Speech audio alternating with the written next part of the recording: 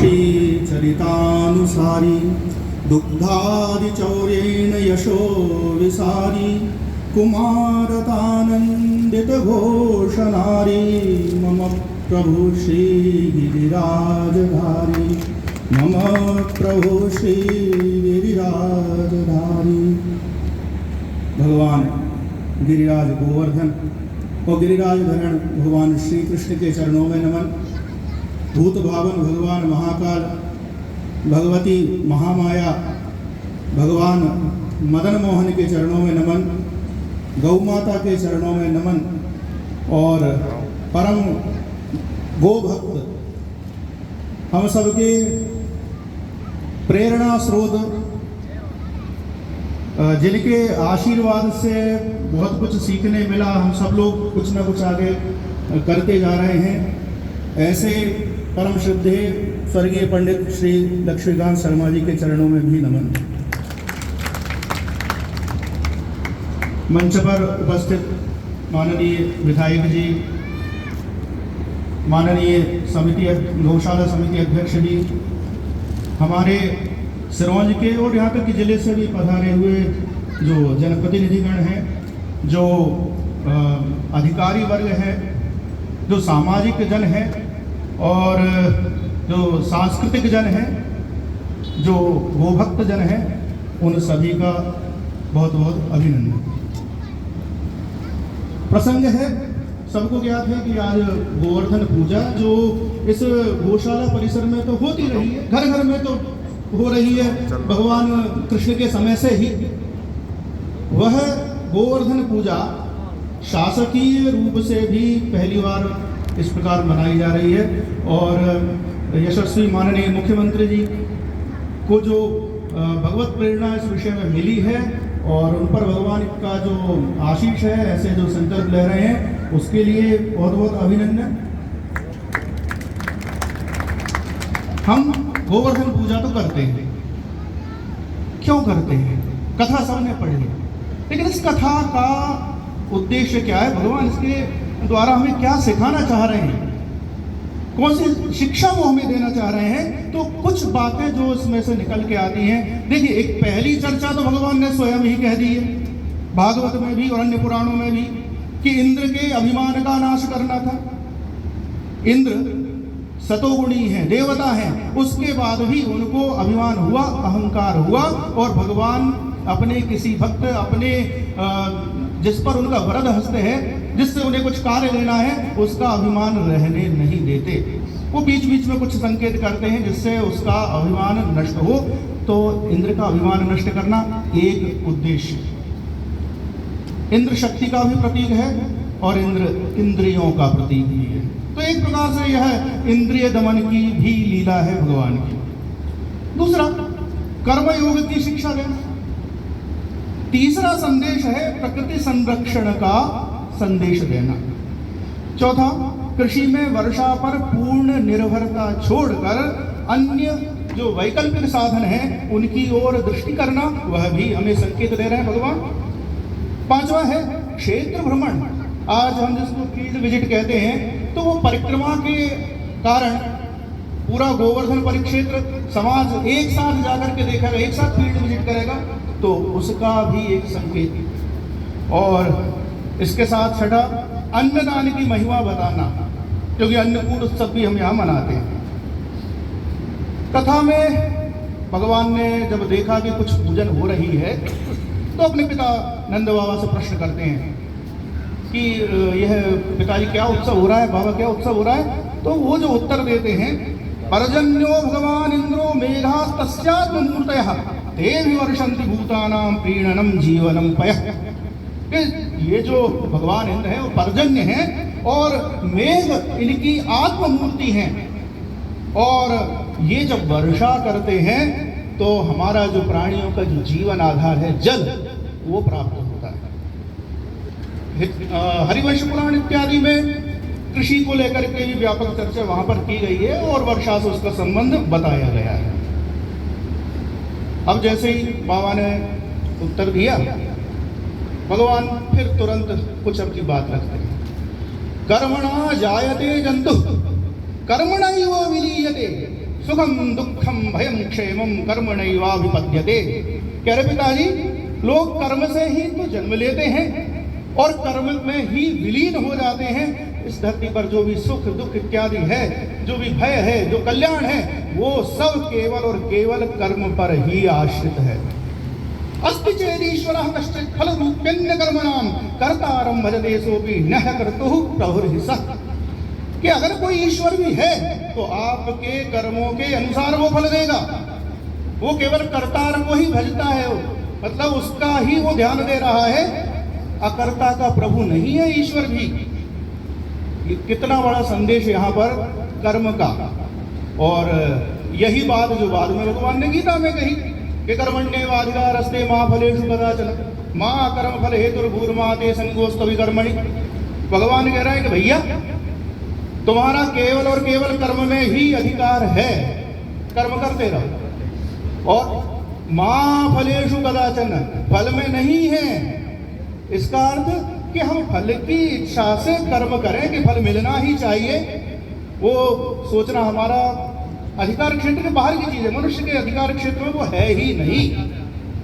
लेकिन उसके बाद क्या कहा कि तुम कर्म फल के हेतु भी मत हो, और कहीं इससे कि भाई जब फल हमारे अधिकार में है ही नहीं तो हम कर्म करें ही क्यों। तो उन्होंने कहा कि तुम अकर्मण्य भी मत बन जाना, कर्म करते रहो करते रहो करते रहो। आपके उस कर्म का फल परमात्मा को जब देना है तब वो देंगे। आपकी इच्छा से आपने जैसा चाहा उसी रूप में मिले, यह आवश्यक नहीं है। लेकिन भागवत में कर्म की महिमा विशेष रूप से भगवान ने यहाँ बताई हुई है। आगे कहते हैं, वृत्ति के कुछ प्रकार बताते हैं कि कृषि वाणिज्य गो रक्षा कुसीदम तुर्यमुच्यते वार्ता चतुर्विधा तत्र वयम गोवृत्तयो निशम। 4 प्रकार की वृत्तियां जो हम कार्य करते हैं। तो पहली कृषि कार्य सब लोग जान रहे हैं, वाणिज्य व्यापार भी सब जानते हैं, गोरक्षा गोपालन उसको भी हम सब जानते हैं, और चौथी है कुसीद अर्थात ब्याज। तो जो ब्याज का कार्य है वह भी एक वार्ता का विषय है जो स्वयं भगवान कृष्ण ने कहा हुआ है। और कहते हैं कि हम इनमें से क्या करते हैं, हम तो गोवृत्ति वाले हैं, ग्वाले हैं। वन्य संस्कृति और प्रकृति से कृष्ण का प्रेम कितना है वह इस कथानक में निकलता है। क्या कह रहे हैं कि नन्हा पुरो जनपदा नगरामानादिहा वयम नित्यम मनोकसस्तात वनशैल निवासिनः। अरे पिताजी, हमारा ना तो कोई पुर है, ना हमारा कोई ग्राम है, और ना ही हमारा कोई घर है। हम तो नित्य वनवासी हैं, और ये जो वन पर्वत इत्यादि हैं यही हमारे निवास स्थान है। अब एक प्रश्न उठेगा कि भाई पूरा नंदगांव बसा हुआ है, पूरा बरसाना बसा हुआ है ब्रजमंडल में, नंदराय की हवेली, उसको हम देखते हैं सुनते हैं उसके विषय में, और भगवान यहाँ क्या कह रहे हैं कि हमारी ना तो कोई बस्ती है और ना हमारा कोई घर है, ना कोई राज्य। तो हम केवल और केवल वन में ही रहने वाले हैं। इसका अर्थ ये है कि वो कह रहे हैं कि हमारा जो भी कुछ मूल है वो वन ही है। घर हम गए केवल सुस्ताने चले गए, लेकिन जो हमारा आश्रय स्थल है वह तो केवल और केवल वन है। और वन संस्कृति को, वनवासी होने को कितने स्वाभिमान से भगवान कृष्ण वहां रखते हैं। आज हम लोग कहते हैं कि जो वन में रह रहे हैं वो थोड़ा कमतर हैं, कम जान रहे हैं। नहीं, वो जो संस्कृति है बहुत वैज्ञानिक है, प्रकृति से जुड़ी हुई है। और आज विदेशों में भी उस ओर चिंतन हो रहा है कि प्रकृति से जुड़ना चाहिए, प्रकृति के निकट आकर रहना चाहिए। तो उस प्रकार से लोग घर बना रहे हैं, वनों में भ्रमण कर रहे हैं। और इसके बाद फिर एक चर्चा, तस्मात् गवां ब्राह्मणानाम् अद्रेश्चारभ्यतां मखः स इंद्रयाग संभारस्तैरयं साध्यतां मखः। मख यज्ञ जो करना है, तो बोले ये कहाँ आप इंद्र का यज्ञ कर रहे हैं, आप गो यज्ञ करिए, गवाम यज्ञ की चर्चा करें। ब्राह्मण यज्ञ का अर्थ कोई ब्राह्मणों का यज्ञ करके नहीं, ब्रह्म यज्ञ जिसको हमारे यहाँ कहा गया है। और फिर अत्र यज्ञ, गिर यज्ञ की बात है। तो गो यज्ञ क्या है? केवल पूजा करना भर ही गो यज्ञ नहीं है, संपूर्ण गो रक्षा। आपने हरा चारा खिला दिया गाय को, उसके भोजन पानी की व्यवस्था करना वहाँ तक ठीक है, लेकिन उसके बाद भी गौ को कोई क्षति ना हो, हमें कैसे रोगों से बचाना है, कैसे आदताइयों से बचाना है, वो सब भी गो यज्ञ का ही एक भाग है।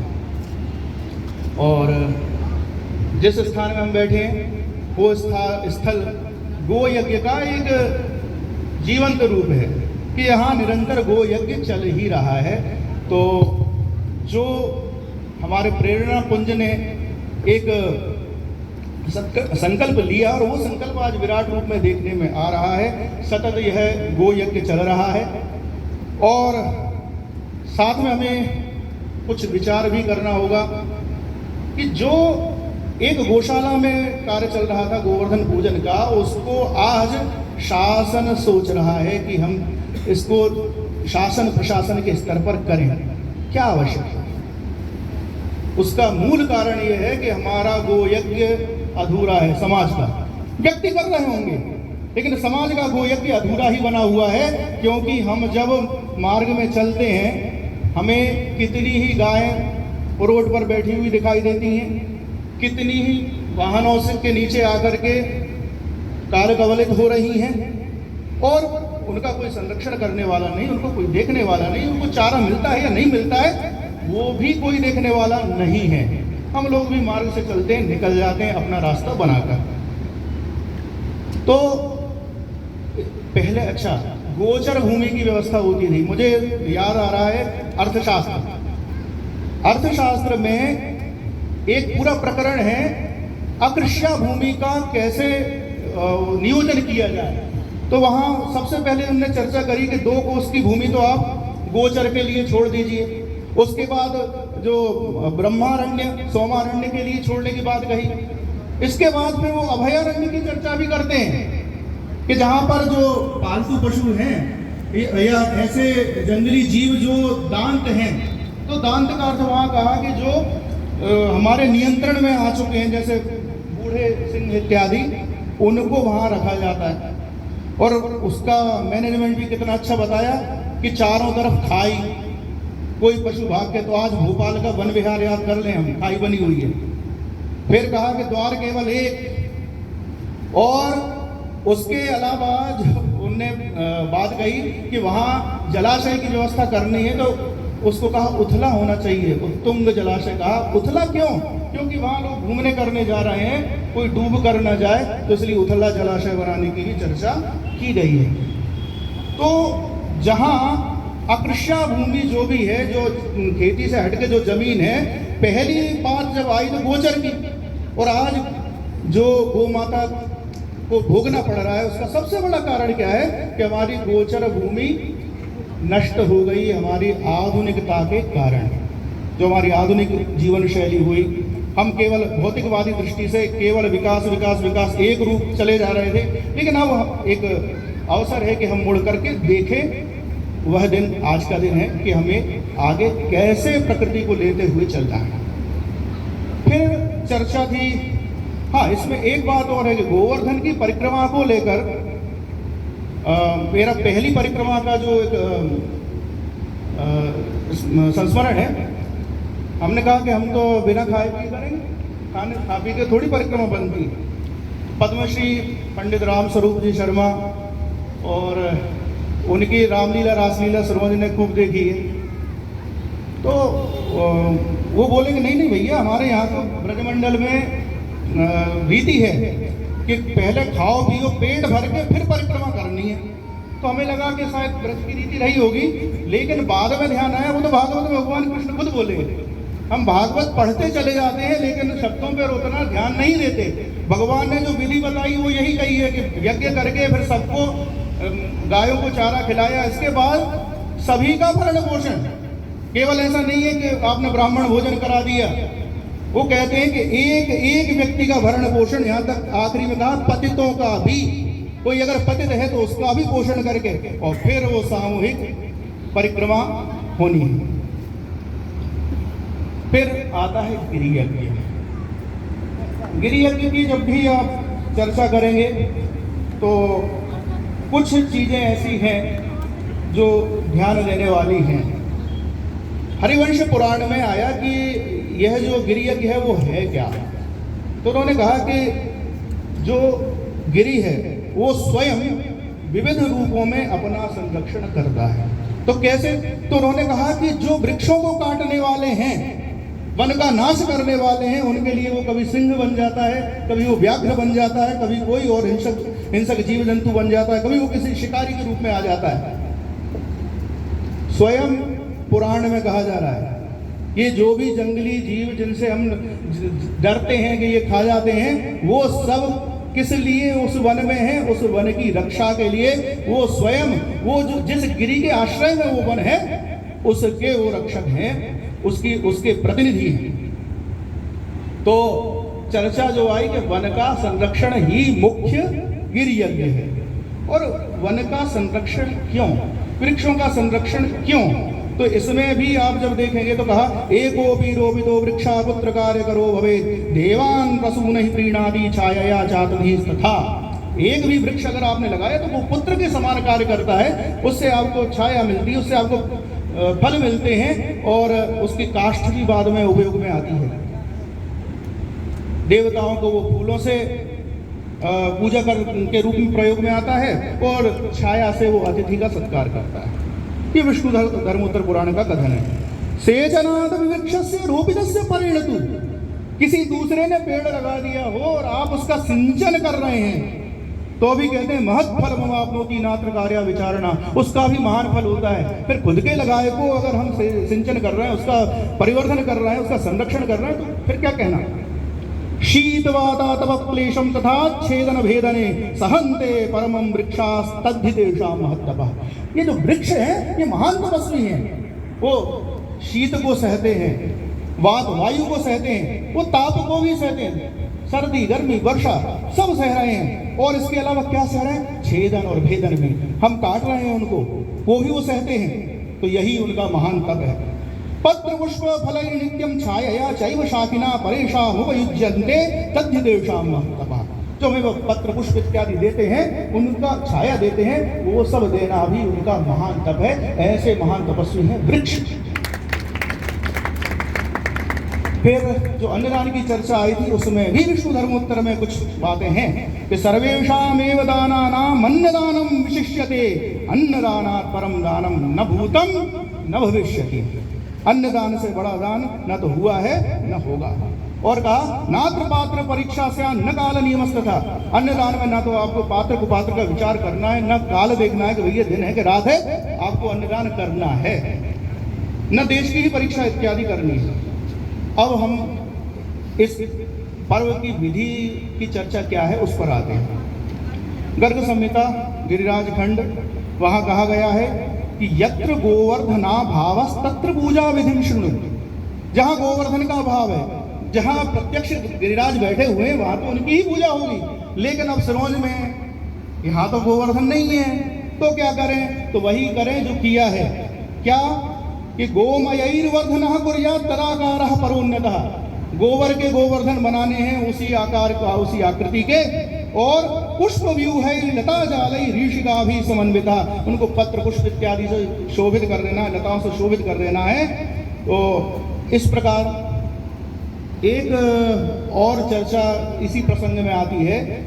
गोवर्धन हम सुनते हैं ना पुराने लोगों से कि गोवर्धन का पत्थर, गोवर्धन का कंकर लेकर नहीं आना चाहिए, पाप लगता है। और अगर लेकर आ रहे हैं तो क्या करना?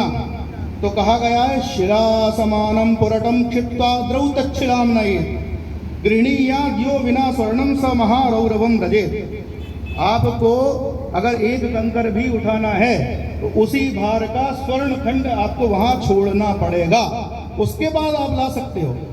अन्यथा पावर को फतरा ला रहे हैं अगर गोवर्धन की शिला, तो पावर सोनो रखो। हाँ। और नहीं तो महारौरव नरक की प्राप्ति होगी, ऐसा कहा गया है। गोधनानि पुरस्कृत्य गिरिम चक्रो प्रदक्षिणम। ये जो प्रदक्षिणा की जाती है गोधन को आगे रखकर, सबसे पहले गाय रहेंगी, उसके बाद सब लोग।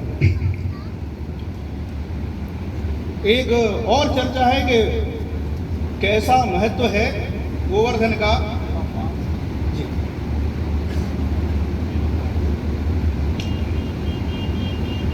एक कोई विजय नाम के ब्राह्मण थे, वो गिरिराज की परिक्रमा करके और बिल्कुल जो ब्रज की सीमा है उसके लगभग बाहर की ओर आ गए थे वो। तो अचानक सामने कोई भयानक राक्षस देखते हैं कि उसका मुख छाती में है, 6 हाथ हैं, लेकिन जो हथेलियां केवल 3 ही हैं, सब विकट स्वरूप।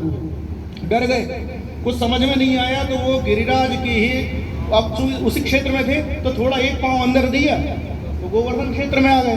तो वहां उन्होंने एक पत्थर उठाया और उसको मारा, और वो जो एक ढेला मारा था वो तुरंत उसका वही मोक्ष हो गया। और जाते जाते वो अपना बता के गया कि मैं कितना पातकी था, कितनी योनियों में रहा हूँ, और उसके बाद ये गोवर्धन के एक कंकर के प्रहार से मेरा उद्धार कर दिया आपने। तो ऐसी महिमा है गोवर्धन की। अच्छा, ये गिरिराज प्रकट कैसे हुए हैं? तो गोलोक धाम में स्वयं भगवान के हृदय से निकले थे, और बताते हैं कि 1 करोड़ योजन उनका मान हो गया, और बढ़ते ही जा रहे थे। तो भगवान कृष्ण ने हाथ से रोका कि अरे भाई मत बढ़, बहुत हो गया। इसके बाद धरती पर कैसे आए? तो जब भगवान ने अवतार लिया और राधा जी को कहा कि भाई साथ चलना है, तो राधा जी बोली कि जहां गोवर्धन नहीं है मैं वहां नहीं जाऊंगी, मुझे तो वृंदावन चाहिए, गोवर्धन चाहिए। तब फिर राधा जी के संकल्प से, उनकी आज्ञा से गिरिराज भी यहाँ आए और द्रोणागिरि के बेटा हुए। ये द्रोणागिरि कौन है पता है? द्रोणागिरि का नाम सुना होगा ना, द्रोण पर्वत, हनुमान जी लाए थे जो। हाँ, तो हमारे यहाँ 2 पर्वत उठाए गए, पहले पिताजी उठे थे, बाद में बेटा जी, क्योंकि द्रोणागिरि हनुमान जी ने उठाए हैं और उनके बेटा गोवर्धन भगवान कृष्ण ने उठाए। और ये पुलस्त्य मुनि वहाँ पहुँचे, द्रोणगिरि से कहा कि मुझे काशी में पर्वत चाहिए। हमें पता है बनारस में उस आसपास में ऐसा कोई पर्वत नहीं है, थोड़े आगे बढ़ जाते हैं तो विंध्याचल हमें मिलता है, लेकिन बनारस में नहीं है। तो उन्होंने कहा ले जाओ। तो गोवर्धन महाराज बोले कि हम चलने तो तैयार हैं बाबा, लेकिन शर्त एक ही है कि एक ही बार घर आएंगे, और जहाँ आपने घर दिया फिर वहीं जम जाएंगे। फिर अच्छा ठीक है। अब जैसे ही वो ब्रजमंडल आया और गोवर्धन का स्थान निकट आया, भूल गए पुलस्त्य जी, और भूलवश उनको रखकर सुस्ताने लगे, और अब जब दोबारा उठाने हुए तो वो उठने के तो थे नहीं। फिर क्रोध में आकर शाप दिया कि तुम प्रतिदिन तिल तिल घटोगे। और हमारे यहाँ एक मान्यता है कि गोवर्धन जब पूर्ण रूप से विलीन हो जाएंगे तो वो एक युग की समाप्ति, कलयुग की समाप्ति। दूसरा क्या बताया गया कि वो तिल तिल यहाँ घटते हैं, उतना ही वो गोलोक में अपना आकार बढ़ाते जा रहे हैं, क्योंकि वहां से आए थे ना, तो अपने मूल रूप में वो पहुंच रहे हैं। और एक और कारण बताया कि अगर ऋषि शाप नहीं देते तो क्या होता। बोले जो आदत वहां की थी वहां भगवान ने डायरेक्ट रोक लिया था, और यहाँ भगवान अभी अवतार लिए नहीं थे तो थोड़ा समय था। पता चला कि यहाँ बढ़ना चालू कर देते तो पूरे धरती के ढक्कन बन जाते, इसलिए शाप पहले मिल गया कि तिल तिल घटोगे, बढ़ने का सवाल ही नहीं है। गोवर्धन भारतीय एकता के भी प्रतीक हैं। कैसे? जगन्नाथो रंगनाथो द्वारकानाथ एव च बद्रीनाथ चतुष्कोणे भारतस्यापि वर्तते।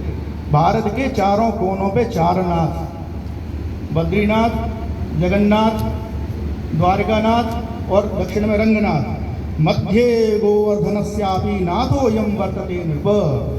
और मध्य में गोवर्धन नाथ बैठे हुए हैं। पवित्रे भारते वर्षे पंचनाथा सुरेश्वरा। और श्रीनाथ जी की चर्चा आई थी, इन्हीं गिरिराज से वो श्रीनाथ जी निकले हैं। और बड़े गोवर्धन नाथ की जय। अब अपने पता नहीं तो 5वें नाथ भी हैं, द्वारकानाथ, जगन्नाथ, बद्रीनाथ, रंगनाथ। रंगनाथ स्वामी है दक्षिण में, कभी जाना। बहुत लंबी कथाएं हो जाएंगी, बोलो आप। तो श्रीनाथ जी को पहले गोपाल जी पुकार रहे थे। श्रीनाथ जी का जो प्राकट्य है, कहा गया है कि कोई गाय वो घर आती थी तो दूध निकलता ही नहीं था, तो जो ग्वाला था उसने कहा कि देखें तो सही कि ये दूध चला कहाँ जाता, कौन चुरा रहा है। तो जब पीछा किया तो गोवर्धन के ऊपर कहीं एक जगह वो जाके खड़ी हो जाए और अपने आप दूध की धार निकल के अभिषेक, तो क्या चमत्कार है। तो वो रोज देखता, धीरे धीरे करके अचानक बोले उसमें से भगवान का जो बाईं भुजा है वो ऊपर आई और फिर एक एक करके स्वरूप पूरा निकल के आता रहा। कहते हैं कि वल्लभाचार्य महाप्रभु जी का जब प्राकट्य हुआ तो भगवान ने जब पूर्ण स्वरूप अपना बाहर किया है, प्रकट किया है, वही उनकी जन्मतिथि का वो दिन था, वरुधिनी एकादशी जो वैशाख में होती है। तो इनका प्रारंभ में जो नाम रखा गया था सब गोपाल जी बोलते हैं, लेकिन गर्ग संहिता का प्रसंग जहाँ जो चर्चा आई कि श्रीनाथम देवदमनम पश्ये गोवर्धने गिरौ चतुर्णाम हुईनाथानाम यात्राया फलमाप्नुयात्।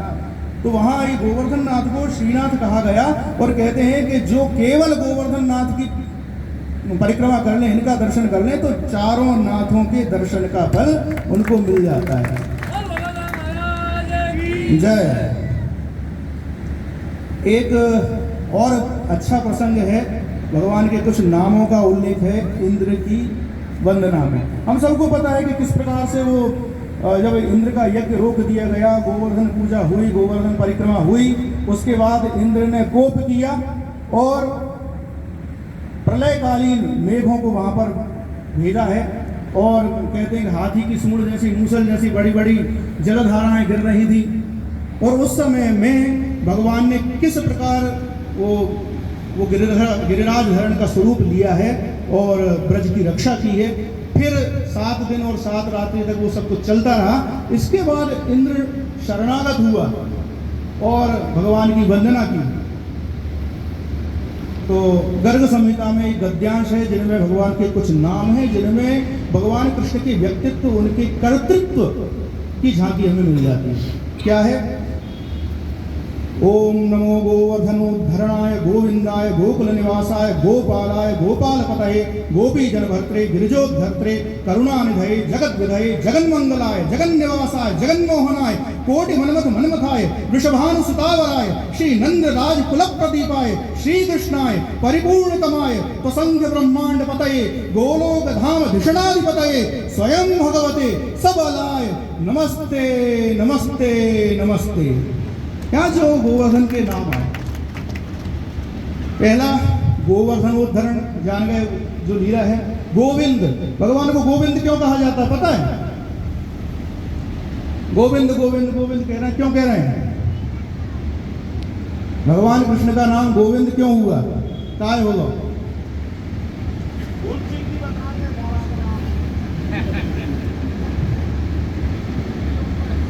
इंद्र जब प्रार्थना करने आए हैं, क्षमा प्रार्थना, तो इंद्र के तत्काल बाद कोई और भी आया है जिनने भागवत पढ़ी है, उनको पता होगा। भगवान का अभिषेक किया है। कामधेनु आई थी सुरभि, तो उन्होंने कहा था कि आपने मेरे वंश की रक्षा की है, तो औरों का इंद्र ये होगा, हमारे इंद्र तो गोवंश के इंद्र तो आप ही हो, आप गोविंद हो। तो वो गोविंद गोकुल निवास, सबको पता है उनका निवास स्थान गोकुल था। गोपाल सब जानते हैं, गोपाल पता है कि अन्य जो ग्वाले हैं उनके पति भी। गोपी जन भरता, वो भी हम सब जानते हैं कि गोपियों का और कृष्ण का क्या संबंध है। गिरिजोद्धर्त्रे, गिरिजा का उद्धार करने वाले। अब गिरिजा माने कौन? गिरिजा का अर्थ तो पता होगा, गुलचंद जी, पार्वती नहीं है यहाँ पे। गिरिजा का अर्थ गिरि से जिसका जन्म हुआ, यमुना जी। यमुना जी का उद्धार कैसे करा था भगवान ने?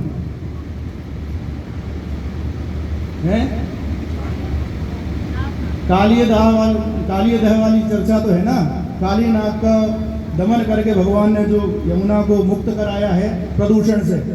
और भगवान की लीलाएं बहुत आगे तक का संकेत देके जाती हैं।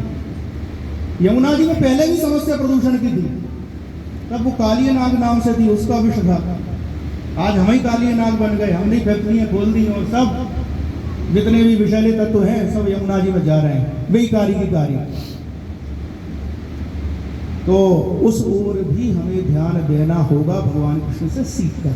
क्या कर सकते? बस प्रकृति के साथ चले, प्रकृति का संरक्षण करें। फिर इसके बाद अगली जो चर्चा करुणानिधि, भगवान कृष्ण करुणानिधि हैं, वो तो सबको पता ही है, सब पर करुणा करने वाले हैं। जगत विधेय, जगत के विधाता हैं। जगन मंगलाय, जगत का मंगल करने वाले हैं। जगन निवासाय, जगत के निवास हैं, क्योंकि जो भी कुछ जगत है वो तो भगवान में ही है। भाई भूर लोग, भुवर लोग इत्यादि सब जो चर्चा कहते हैं, भगवान के जो विराट स्वरूप भगवान का कहा गया है, सब उसी में स्थित है। फिर इसके बाद और चर्चा कि कोटि मनमथ मनमथाय। पहले तो जगन मोहना है, जगत को मोहित करने वाले। और कैसे मोहित करते हैं बोले, करोड़ों कामदेवों के भी कामदेव हैं। लगता कहाँ है कामदेव उनके आगे, उनका तो बेटी बनना बाद में आगे, कामदेव के बाप हैं। फिर इसके बाद आया वृषभानुसुता वराय, राधा जी की चर्चा। नंदराज कुल प्रदीप, वो भी हमें पता है। और भगवान कृष्ण कैसे परिपूर्णतम हैं। और अवतारों को कहीं अंशावतार हैं, कहीं आवेशावतार हैं, कहीं अंशांशावतार हैं, और कहीं पूर्णावतार की चर्चा। लेकिन कृष्णस्तु भगवान स्वयं जो करके कहा कि वो कैसे हैं, परिपूर्णतम है। स्वयं गोलोक धाम से भगवान कृष्ण अपनी सारी शक्तियों के साथ में प्रकट हुए हैं। और वो परिपूर्णतम क्यों हैं? लेकिन छिपाया है अपने आप को, कहीं भी प्रकट नहीं होने दिया कि मैं भगवान हूँ। जहाँ भी उनने कहीं ऐसी शक्ति का प्रयोग डायरेक्ट नहीं किया, ब्रह्मास्त्र चलाया या कोई भी, तो बोले गुरु जी से सीखा था, वो प्रयोग करा। लेकिन भगवान कृष्ण तो बचपन से ही चमत्कार दिखाते आए। अब किसी के बाप की बस की है कि गोवर्धन उठा ले, हमसे तो ये कि जो पत्थर ना उठाया जाए, लेकिन भगवान ने वो गोवर्धन पर्वत उठा लिया। और अवस्था उनकी कितनी 7 साल होंगे, और इतने में गोवर्धन उठा लिए। तो उन्होंने बताया है कि मैं भगवान हूँ, तो इसलिए वो परिपूर्णतम है। और यहाँ इस विमर्श का समापन एक कवि के पद के साथ, राधेश्याम रामायण सबने सुनी होगी, तो राधेश्याम जी की जो शैली है उसमें अनेक भक्तों ने कथाएं लिखी हैं, पढ़ी हैं, गाई हैं। तो एक पद है, आपको सबको पता है कि भगवान जब गोवर्धन की पूजा हुई तो स्वयं एक रूप दूसरा लेकर के पर्वत के ऊपर बैठ गए थे। तो वो भगवान गोवर्धन का स्वरूप, तब का वो कृष्ण, मनमोहन ही गोवर्धन से। मेरा प्रश्न है कि गोवर्धन को भोग कौन लगा रहा था? कृष्ण। और भोग पा कौन रहा था? कृष्ण। वही कविता। मनमोहन ही गोवर्धन से गोवर्धन बन प्रगटाते हैं, मनमोहन ही अगुआ बनकर सबको वह मूर्ति दिखाते हैं। उस ओर विराट रूपधारी, उस ओर विराट रूपधारी, इस ओर मदन मनहारी है। उस ओर विराट रूपधारी, इस ओर मदन मनहारी है। उस ओर महावन शैलवेश, उस ओर महावन शैलवेश, इस ओर बने बनवारी है। उस ओर महावन शैलवेश, इस ओर बने बनवारी है। वे गिरि पर हैं, वे गिरि पर हैं, गिरि उन पर है।